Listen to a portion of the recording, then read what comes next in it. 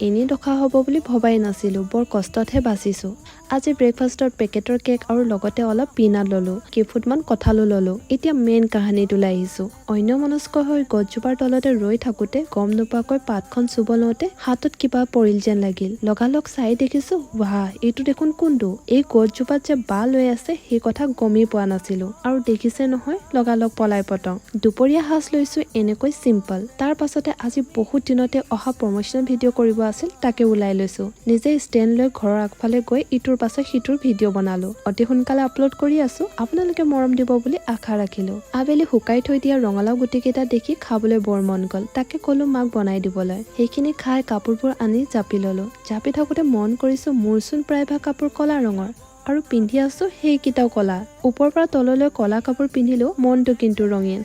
বাৰু আজি ডিনাৰটো বইল চিকেন আছিল তাকে খাই লৈ ভাগৰো লাগিছে বহুত সেয়ে আজিলৈ আহিছো